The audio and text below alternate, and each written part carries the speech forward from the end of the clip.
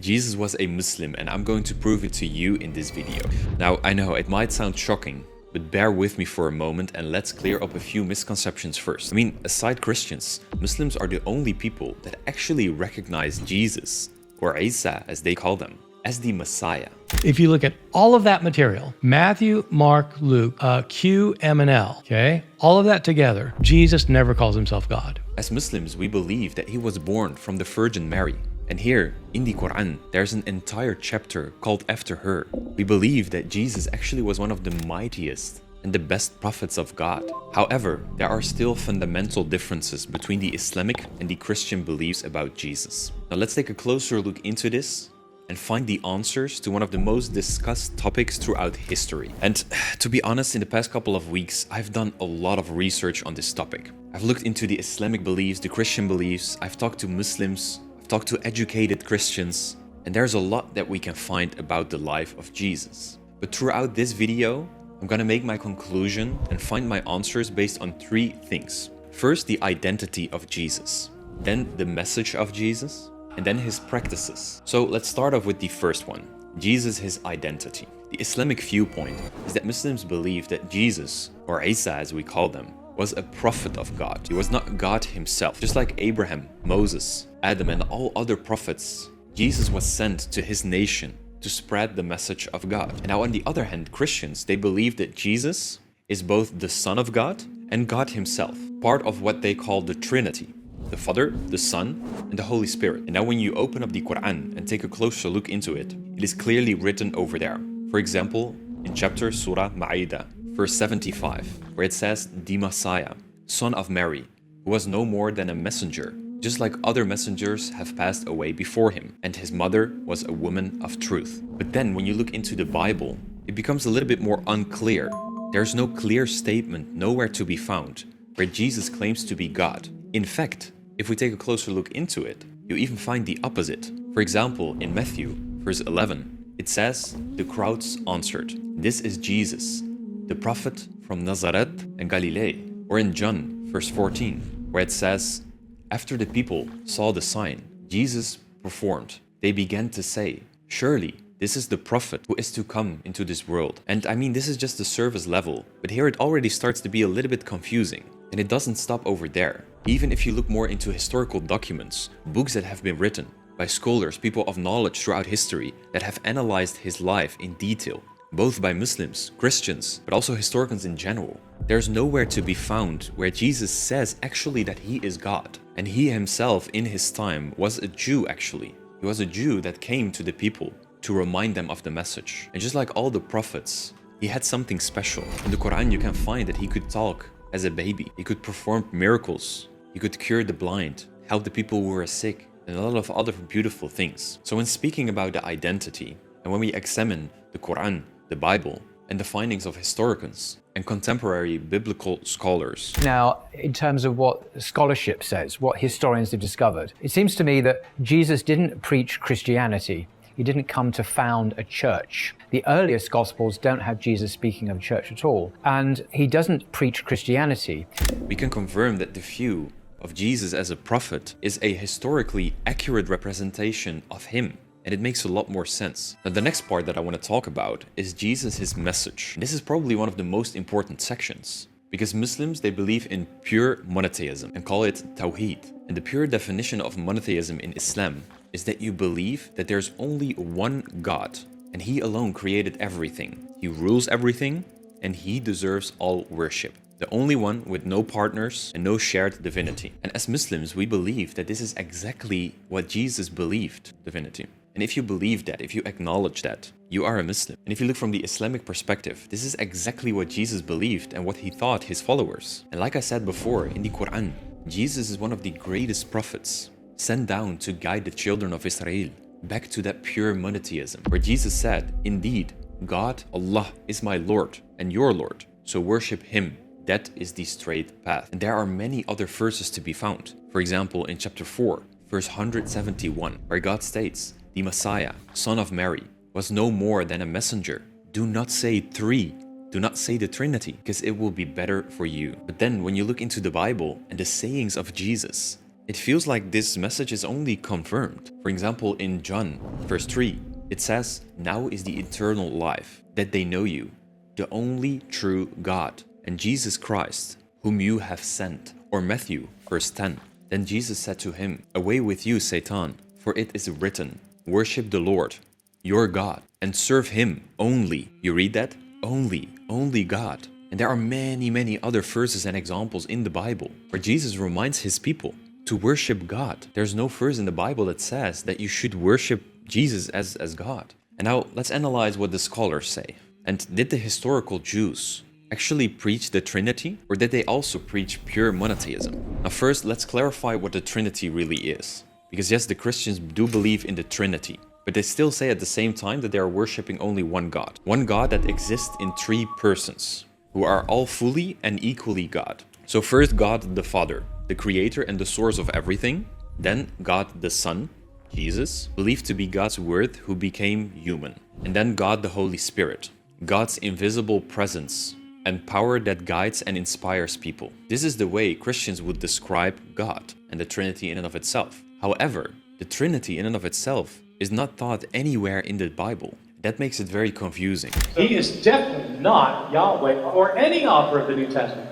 Yahweh and Jesus are different beings in the New Testament. I mean, according to this consensus, scholars like E.P. Sanders, James D. Tabor, Bart Ehrman, and Dalai Ellison, they confirm that Jesus, based on the scriptures and the teachings, both in the Bible and the Quran, actually was a prophet, claimed to be a prophet of God, and preached monotheism just like all the prophets did before him. Jesus never claimed to be God himself. But I would just say that, look, even declaring to be the Christ, what does the Christ do? In some passages in the Hebrew Bible, he seems to be rather cosmic. 4Q 521, the heavens and the earth obey the Messiah. And then he raises the dead and all this. So he's a divine agent, very exalted, but not God. And historically, when you look deeper into that, his early followers never thought him to be God. They never recognized him to be God. This belief in Jesus as God was later developed into what we now see as Christian orthodoxy. For example, Bart D. Ehrman, an American New Testament scholar, he wrote a book called How Jesus Became God, where it talks about how his message actually is turned and developed over time into what Christians now believe. And it's not just his book that confirms that. When discussing the consensus among critical scholars throughout history, it seems that they all agree that Jesus did not walk around on earth claiming to be God, because there is no proof of that at all. Or another book called The Relocated Christianity, which was written by Jacob Slavenberg, a Dutch cultural historian and a specialist in early Christian movements. And in this book, he provides a list of early Christian theological beliefs. And what you can find in here is that the early Christians believed in one God and an invisible one. And coming from this God, after this message, from him comes the Holy Spirit and Christ, not as part of a Trinity, not as part of God, but coming from God. The Holy Spirit is regarded as a power of God. And in some old Christian circles, it is experienced as an angel, which comes very close to the claim of the Muslims. And lastly, that this law should be followed as close as possible. But Christians today are looking at it in a different way. But to bring that to a conclusion, based on the Bible and the research of modern scholars, we see that the beliefs found in the Quran, the Bible, and scholarly research, it actually suggests that Jesus never walked around preaching the Trinity. He preached one God and the following of the law. So now so far, we've covered the identity of Jesus and the message that he brought to the people. We've analyzed it from the biblical and Quranic perspective. And now the last one that I want to dive deeper into is Jesus, his practices. And this one was actually the one that really convinced me. Because when you take a closer look into Jesus' practices and the way he lived his life and praised God during his lifetime here on earth, you see that the Muslims clearly and strictly follow this.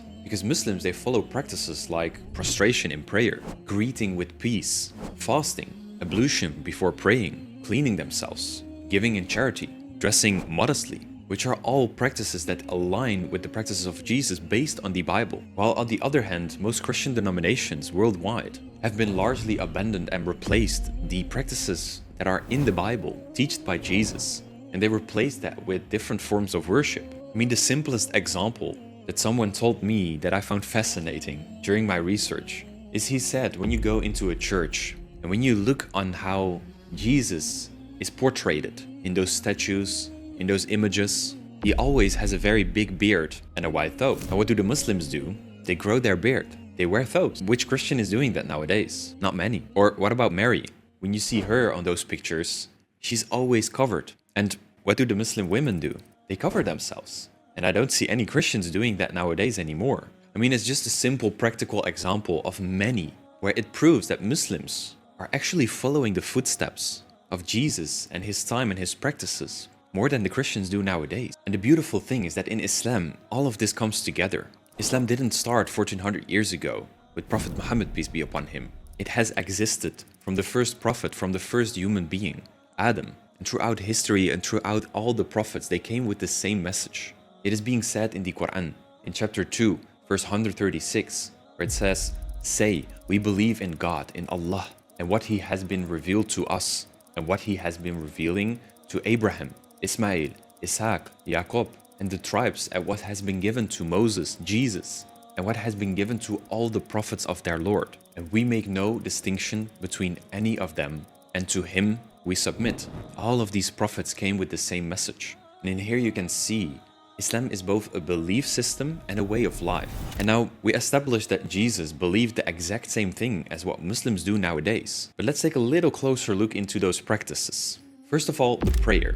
Both in the Quran and in the Bible, it shows that true prayer means submission, bowing down or prostrating to God. We find that back in many verses in the Quran and the narrations of the Prophet. But then when you look into the Bible, it says the same thing. And he, Jesus, went a little further. He fell on his face and he prayed, saying, "My Father, if it be possible, let this cup pass from me," in Matthew verse 39. Or what about the greeting of peace? Both in Islam and Jesus' original teachings, they used the same greeting of peace. I mean, the original Hebrew word for peace is shalom, which has the same roots as salam, because that's what the Muslims say. They greet each other with the salam, with the peace, assalamu alaikum. But when we look into the Bible, we find the same thing. For example, in Luke, verse 5, it says, "When you enter a house, say, 'Peace be to this house.'" Or what about fasting? The Muslims, they fast an entire month during Ramadan.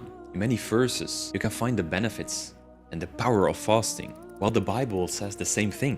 But there are just only a few Christians that do this nowadays. Or another thing, ablution before prayer, cleaning yourself, purification in worship. I mean, Muslims, before they pray, they clean themselves. They wash themselves, their hands, their face, their feet, so that when they stand in front of God, they are clean.